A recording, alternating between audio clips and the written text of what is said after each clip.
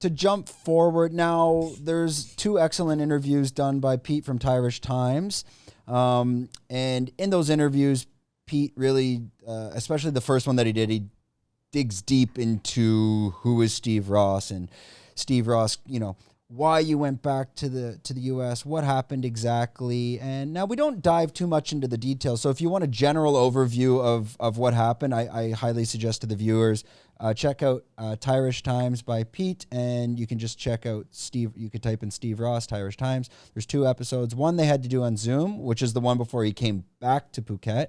And the other one, I guess you were visiting at that time into Phuket.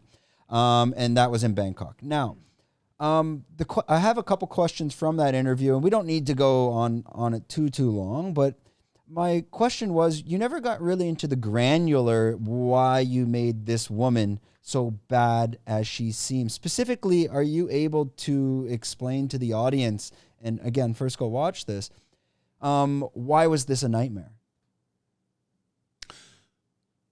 Well, first of all, the name is spelled R-O-S-S-E. If you're going to look for Steve Rosse, thank you very much. But it's not R-O-S-S. And it's not the tuba player. The world's most famous tuba player is Steve Rosse with an E. And that's not me. Don't. He's all over the internet. Don't worry. He won't be the most famous that long. You're coming up. You're coming through. All right. So memoir. I write memoir. I've got 6 books, I think, at the moment for sale on Amazon. I used to write a very popular newspaper column here in Thailand. There was once a billboard over Sukhumvit with my face on it. For about 5.5 years, I was a very popular columnist in this country before there was an internet, before there was anything else to do. And so the book we're talking about is called Leaving Thailand, and it's a collection of essays.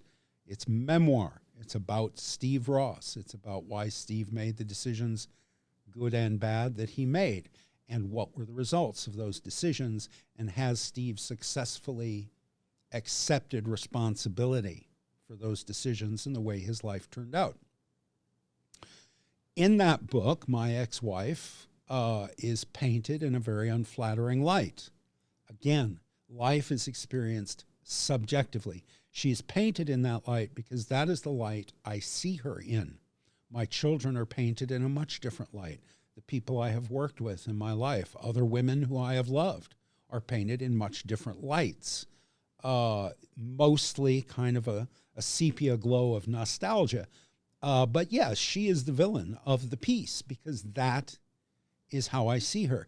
And she is welcome to write her own memoir and tell the world what she thinks of Steve Rosse. She, as I say in the interview with Pete from last December, the things she said about me, the lies she told about me in the Johnson County Family Court, cost me my children.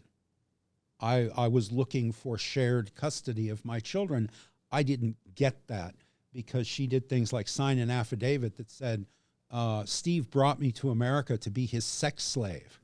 There's a piece of paper in the Johnson County Courthouse, which is public record, available to anybody who wants to walk in there and, my future biographers, walk in there and look up the record of my divorce, in which she swore that I brought her to America to be my sex slave. We did not touch each other after the birth of my second child. We didn't have any sex life in America to speak of at all. For the greater part of the time we lived together in America, we lived in separate rooms. We didn't speak to each other. We didn't make eye contact. But she swore that she was brought to America to be my sex slave, and a bunch of other lies. So the things, the negative light in which she painted me in the courts in a way that cost me my children. So I wrote a memoir. It's an honest memoir. There's nothing in it that is not true. And she is the villain of the piece.